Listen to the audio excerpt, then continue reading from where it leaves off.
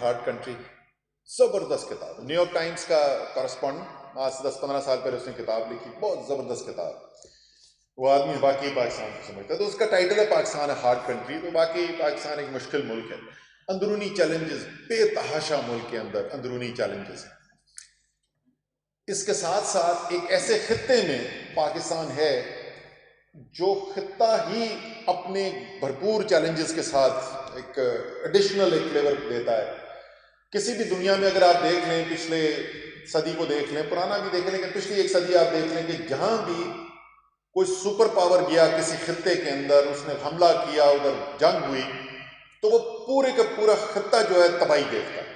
امریکہ گیا ویتنام کے اندر، ساتھ کمبوڈیا جو ہے اس کا ستیہ ناش ہو گیا. اور وہ آپ میں سے میرے جیسے عمر رسیدہ جو ہیں ان کو یاد ہوگا، وہ کمبوڈیا میں کھوپڑیوں کے پہاڑ لگے ہوئے، وہ سارا فال آؤٹ تھا جو ویتنام وار کے اندر ہوا. روس آیا ہمارے خطے کے اندر، لیکن روس پہ میں بعد میں آتا ہوں. افغانستان عراق میں گیا امریکہ، اور آپ دیکھیں ساتھ شام کی جو تباہی ہوئی ہے وہاں پر کیا حالات پیدا ہو گئے ہیں. پاکستان کے قریب افغانستان کے اندر ایک نہیں 2 سپر پاورز جو ہیں انہوں نے آ کر حملہ کیا اور قابض ہوئے افغانستان کے اوپر، اور یہ تقریباً 40 سال کے اوپر یہ سلسلہ محیط ہے. اور اس کا فال آؤٹ جو پاکستان کے اوپر ہوا، 80,000 پاکستانی شہید ہو گئے، اربوں ڈالرز، کیا hundreds of billions of dollars کا اکنامک لاس ہو گیا، اپرچونٹی لاس ہوا. یہاں پہ فارن انویسٹرز نے آنا ختم کر دیا، کوئی ٹریولر نہیں آتے تھے. ہماری ایکسپورٹ کے جو بائرز ہیں وہ پاکستان نہیں آنے کو تیار ہوتے تھے، کہتے تھے دبئی میں میٹنگ ہو. میرا اس وقت کارپوریٹ ورلڈ کے اندر تھا، اور مجھے یاد ہے ہمیں اس وقت ہم انٹرنیشنل جوائنٹ وینچرز نیگوشیٹ کر رہے تھے، ہر میٹنگ میں دبئی جا کے کرنی پڑتی تھی. سو انٹرنلی چیلنج، خطے کے اندر چیلنج، اور پھر آپ ہوں پڑوسی ایک ملک کے جو دنیا کا دوسرا سب سے بڑا ملک ہو آبادی کے لحاظ سے، اور وہاں پر حکومت ہو نریندر مودی جیسے آدمی کی، جو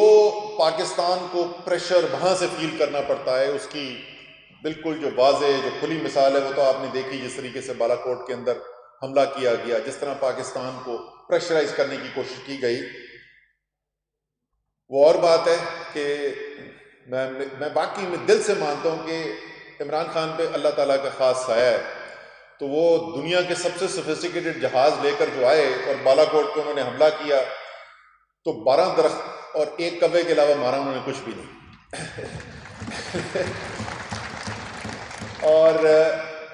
اور اس کے بعد جو رسپانس تھا، میں اس رسپانس پہ بھی آؤں گا، لیکن اس رسپانس کی ذرا وجہ سمجھنے کی کوشش کریں. تو اتنا مشکل حالات کے اندر اگر اس قوم نے مقابلہ کرنا ہے ان چیلنجز کا، اور کرنا ہے انشاءاللہ تعالی، یہ ہمیں کوئی تحفے میں تو ملک ملا نہیں تھا. ہمارے باپ دادا نے اس ملک کو بنانے کے لیے جد و جہد کی، محنت کی، قربانیاں دیں، لاکھوں جانیں گئیں. تو اس لیے جو ملک اتنی مشکل اور اتنی محنت اور اتنی قربانی کے ساتھ بنا ہے، جس کو انشاءاللہ تعالی اسی طریقے سے قائم بھی رکھنا ہے اور مزید مضبوط بھی کرنا ہے، اور اس کے لیے جو بھی قربانی چاہیے وہ قربانی بھی دینے کو تیار ہے. لیکن اس میں کامیابی ہونے کے لیے صرف جذبے سے کام نہیں چلتا، صرف جذبہ کافی نہیں ہوتا. اس میں کامیابی کے لیے بڑی سادہ سی چیز ہے کہ اگر آپ نے کامیاب ہونا ہے تو ملک کا متحد ہونا ضروری ہے. یہاں سے قریب، اگر آپ کو، مجھے بھی لیٹ سم یاد آیا، آئی کوڈ ہیو ارینجڈ، کچھ لوگ اگر جانا چاہتے، سب کو تو نہیں اکوموڈیٹ کر سکتے، ایک NCOC کا آپ کو وزٹ کراتے، آپ کو دکھاتے کہ وہاں پہ کام کیا ہوا ہے. کیوں بل گیٹس نے واپس جانے کے بعد مجھے خط لکھا ہے، اور اس خط کے اندر وہ لکھتا ہے کہ میں نے NEOC اور NCOC کو جو وزٹ کیا ہے was blown away by the work that I saw. وہ کیا کام وہاں پہ ہوا ہے. لیکن اگر وہاں پہ آپ انٹر ہوں گے تو ادھر سامنے ایک وہ وائٹ بورڈ ہے. یہ 100 ڈے ایونٹ جو تھا، 100 دن جب ہو گئے تھے NCOC بنے ہوئے، تو ہم نے پرائم منسٹر اس دن آئے، انہوں نے ایونٹ کو چیئر کیا، آرمی چیف تھے اور دوسرے لوگ آئے ہوئے تھے وہاں پر. تو سامنے وہ وائٹ بورڈ تھا اور سب نے اپنے اپنے ریمارکس لکھے، اور میں نے جو وہاں پہ ریمارک لکھا وہ یہ لکھا کہ پاکستان نے ایک دفعہ پھر ثابت کر دیا کہ جب پاکستانی مل کر کام کریں، متحد ہو جائیں، تو دنیا کا کوئی بھی چیلنج ہم اس کو میٹ کر سکتے ہیں. تو یہ اولین ہماری ریکوائرمنٹ ہے. اب ذرا دیکھیں اس کو 2 مختلف پہلو سے میں آپ کو بات کرتا ہوں. کہ کیوں عمران خان پاکستان کی ضرورت ہے، یہ ذرا میں آپ ذرا سمجھنے کی کوشش کریں۔ سب سے پہلے دیکھیں سیاسی طور پر پاکستان جو ہے وہ مختلف لسانیت بولنے والوں کا ملک ہے، مختلف ایتھنک آئیڈینٹیٹیز رکھنے والوں کا ملک ہے۔ پاکستان کے اندر کچھ چائنا کی طرح 97% ہان ایتھنک پاپولیشن نہیں ہے کہ جو نیچرلی ایک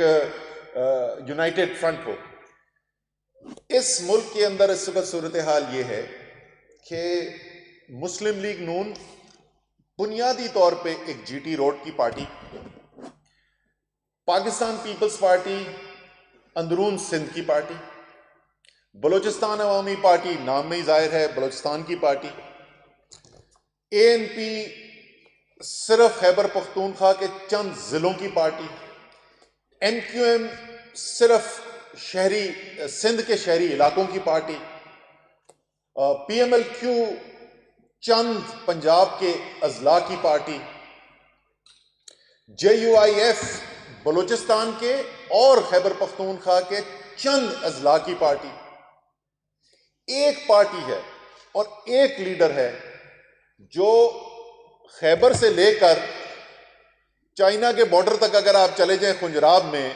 یا آپ گوادر سے شروع ہو جائیں اور آپ چرسدے تک پہنچ جائیں، آپ کو ہر جگہ پر عمران خان کا چاہنے والا ملے گا، عمران خان کا ووٹر ملے گا، اور اس کا نتیجہ یہ صرف زبانی میں بات نہیں کر رہا، اس میں بھی کوئی شک نہیں، میں اس پہ بھی بات کروں گا، آپ کو میں اس پہ بھی بات کروں گا۔ اس کا یہ زبانی نہیں ہے، یہ میں تو وٹنس ہوں، میں تو خان صاحب کے ساتھ جاتا ہوں نا جلسوں کے لیے، آپ ذرا ساتھ اگر آپ موقع ملے ذرا آپ جائیں، چاہے وہ دیر ہو، یا میں ابھی کی بات کروں پچھلے ایک ہفتے کی اگر میں بات کروں، چاہے وہ دیر ہو، وہ میلسی ہو، ساؤتھ پنجاب کے اندر، وہ سینٹرل پنجاب میں حافظ آباد ہو، تو آپ صرف ایک منظر دیکھا کریں جی،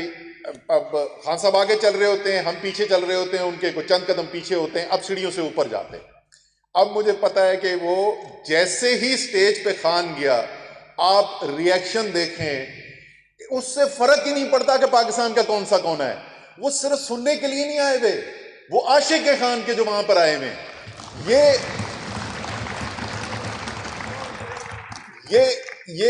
یہ تو میں دیکھتا ہوں، اعداد و شمار دیکھ لیں جی۔ اب آ جائیں ہارڈ، میں کوانٹیٹیو بیک گراؤنڈ کا آدمی ہوں، فائنانس کے اندر میجر کیا میں نے اپنی ایم بی اے ڈگری میں، تو میں اعداد و شمار کا آدمی ہوں۔ 2018 کے الیکشن پنجاب میں سب سے زیادہ ووٹ لینے والی پارٹی پاکستان تحریک انصاف، خیبر پختونخوا میں سب سے زیادہ ووٹ لینے والی پارٹی تحریک انصاف، سندھ کے شہری علاقوں میں سب سے زیادہ ووٹ لینے والی پارٹی تحریک انصاف، بلوچستان اور سندھ کے اندرونی علاقوں میں دوسری سب سے زیادہ ووٹ لینے والی پارٹی تحریک انصاف، آزاد کشمیر کے آخری الیکشن میں سب سے زیادہ ووٹ لینے والی پارٹی تحریک انصاف، گلگت بلتستان میں سب سے زیادہ ووٹ لینے والی پارٹی تحریک انصاف۔ عمران خان وہ بائنڈنگ فورس ہے جو اس وقت پوری قوم کو متحد کرتا ہے، ہر پاکستانی سمجھتا ہے، چاہے وہ عمران خان کو ووٹ دے یا وہ نہ ووٹ دے، وہ جانتا ہے کہ یہ آدمی ہر پاکستانی کو ایک نظر سے دیکھتا ہے۔ تو آپ کو جو رسپانس کرنا ہے، یہ جو تمام چیلنجز جن کا ہمیں سامنا ہے، اس کی پہلی شرط کہ سیاسی طور پر ملک کو متحد کر سکے، وہ میں نے آپ کو تفصیل سے سمجھا دیا، دلائل کے ساتھ بتا دیا کہ وہ واحد عمران خان ہے۔ اب دوسرے ایسپیکٹ کے اوپر آئیں، اور یہ بڑی بدقسمتی کی بات ہے پاکستان کی۔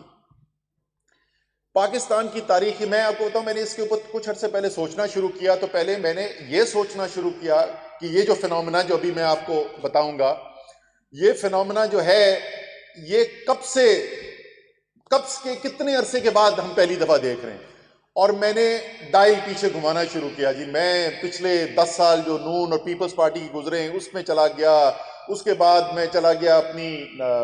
پچھلی جو 90 کی دہائی میں جمہوری حکومتیں آئیں، پھر 70 کی دہائی کے اندر چلا گیا، پھر میں 50 کی دہائی میں، 60 کی دہائی میں تو تھی نہیں جمہوریت، 50 کی دہائی میں چلا گیا۔ اور میں اس نتیجے پہ پہنچا کہ قائد اعظم اور لیاقت علی خان کے بعد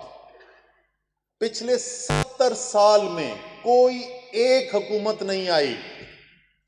جس حکومت کے وقت میں ملک کے تمام ریاستی ادارے، چاہے وہ عدلیہ ہو، چاہے وہ الیکٹڈ منتخب حکومت ہو، یا وہ ہماری فوج ہو، وہ ایک ساتھ مل کر کام کر رہے ہیں اپنے چیلنجز کو قبول کرنے کے لیے،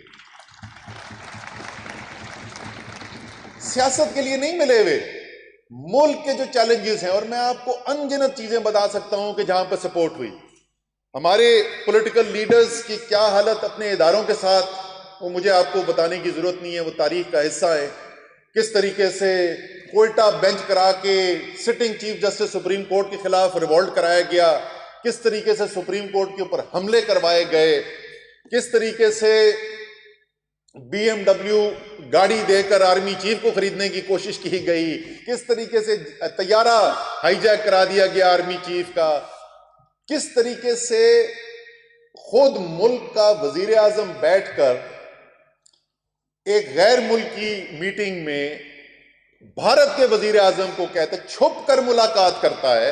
اور کہتا یہ، اور یہ بھارت کا میڈیا رپورٹ کر رہا ہے، اور کہتا یہ ہے کہ میں تو چاہتا ہوں آپ کے ساتھ حالات بہتر ہوں، لیکن ہماری آرمی سیبوٹاج کرتی ہے، ہماری آرمی جو ہے وہ خطے کی دشمن ہے. ڈون لیکس کروائے جاتے ہیں، فرنٹ پیج پہ خبریں لگائی جاتی ہیں کہ کس طریقے سے آپ کی اپنی فوج جو ہے وہ اس پورے خطے کے اندر بدامنی کا نشانہ بن رہی ہے، کردار بن رہی ہے. یہ رہی ہے پاکستان کی تاریخ. اسی لیے یہ جو طوفان آپ سنتے ہیں نا، پچھلے 3 سال سے ہم سن کے تھک گئے، کبھی وہ سلیکٹڈ، کبھی وہ جی 1 پیج اور وہ نیوٹرل، پتہ نہیں کیا کیا ہم سنتے رہتے ہیں. یہ اس لیے طوفان کھڑا ہوا ہے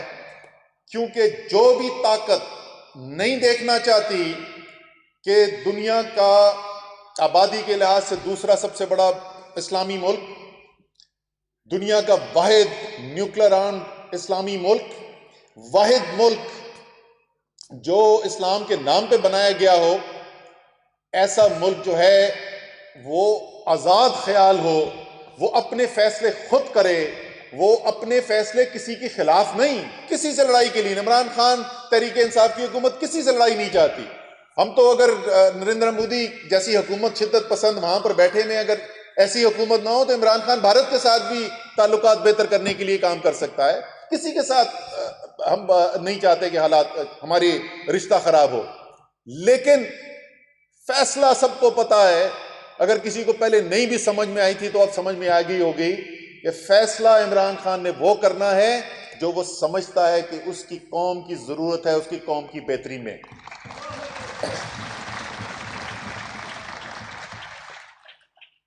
یہ 2 چیزیں جب آپ جوڑتے ہیں تو آپ کو سمجھ میں آئے گا کہ یہ طوفان کیا کھڑا ہو رہا ہے، کیوں اس وقت اتنی زیادہ آپ کو چاروں طرف ہلچل نظر آ رہی ہے، کیوں یہ خبریں پھیل رہی ہیں جو آپ کو خبریں پھیلتی ہوئی نظر آتی ہیں. یہ کوئی عمران خان کی ذات کے خلاف نہیں ہے. یہ ساری جو اس وقت تحریک اٹھی ہوئی ہے اور یہ سارا جو تماشا چلا ہوا ہے، یہ اس تاریخی موڑ کے اوپر ہو رہا ہے کہ پاکستان ایک لیڈر نے، چاہے وہ پاکستان کے کسی بھی زبان بولنے والا کسی بھی علاقے کا شخص ہو یا وہ ریاست کا کوئی بھی ادارہ ہو، پوری قوم کو متحد کر دیا اور چیلنجز کو فیس کرنے کے لیے تیار ہے. یہ چیز ہے جو کھٹک رہی ہے لوگوں کو، اس چیز کے خلاف یہ ساری تحریک چل رہی ہے. باقی یہ ساری کہانیاں ہیں، یہ باقی تفصیل ہے. تو اس لیے کیونکہ میرا ایمان ہے، میں ہمیشہ سے یہ کہتا رہا ہوں پہلے بھی کہ یہ ملک اللہ تعالیٰ کا تحفہ ہے. کسی بھی دن، سال میں کسی بھی دن بن سکتا تھا پاکستان. اگر یہ 27 رمضان المبارک کو پاکستان بنا تھا تو اس کی کوئی وجہ تھی. تو آپ کو فکر کرنے کی ضرورت نہیں ہے. سب سے پہلے تو گھبرانا نہیں ہے. ٹھیک ہے، یہ انشاءاللہ تعالی نو کانفیڈنس موشن جو ہے اس کو بھی شکست ہوگی، بٹ میں اس کو تو چھوٹی چیز مانتا ہوں. انشاءاللہ تعالی پاکستان کا وہ سفر، وہ ملک بننے کا جس کا خواب علامہ اقبال نے دیکھا، جس کی سربراہی، جس کی لیڈرشپ قائد اعظم نے مہیا کی، جس کے لیے ہمارے آباء و اجداد نے محنت کی، قربانی دی، وہ ملک ایسا انشاءاللہ بننے کی جا رہا ہے۔ اور یہ میرے دل کی آواز ہے جو میں آپ سے کہتا ہوں، میں پورے یقین کے ساتھ یہ بات کر رہا ہوں، یہ ملک ایسا ملک بنے گا اس 21ویں صدی کے اندر کہ اپنے ملک پہ تو سب کو فخر ہوتا ہے، اپنی ماں ہر ایک کو پیاری ہوتی ہے، ہمیں بھی اپنی ماں پیاری ہے، لیکن صرف ہمیں فخر نہیں ہوگا، انشاءاللہ تعالیٰ آپ دیکھیں گے جو ساری دنیا میں بیٹھے ہوئے پاکستانی ہیں، آپ دیکھیں گے کہ یہ ملک ایسا ملک بننے جا رہا ہے کہ دنیا اس پر رش کرے گی انشاءاللہ تعالیٰ۔ اور آپ سب کا رول جو ہے، کردار جو ہے اس کے اندر وہ کلیدی ہے، پہلے بھی آپ کرتے رہے ہیں۔ میں نے جیسے کہا اس کردار کے بارے میں انشاءاللہ تعالیٰ کل جب ہم آئیں گے تو آپ سے زیادہ تفصیل کے اندر بات کروں گا۔ آپ سب کا شکریہ، پاکستان آپ وقت نکال کے آئے اس کے لیے، آپ جو سب کام کر رہے ہیں اس کا سب شکریہ۔ انشاءاللہ تعالیٰ آپ کی یہ محنت رائے گاں نہیں جائے گی۔ پاکستان آپ اب سمجھ گئے کہ خان صاحب جو ان لٹوروں کو اور جمہوریت کے نام پہ ولچر کلچر کے ہائنس کے ساتھ ٹکرائے ہیں، تو ایسے دوست خان صاحب کے ساتھ کھڑے ہیں، براجمع ہیں، اور آپ کی طاقت کے ساتھ انشاءاللہ یہ سفر جاری رہے گا۔ اور اب میں بغیر وقت ضائع کیے ہوئے میں شہباز گل صاحب کو کہوں گا کہ آ کے وہ اس کنٹینیوٹی کو جاری رکھیں، اس کانورسیشن کو جو انہوں نے ہماری ترجمانی کی۔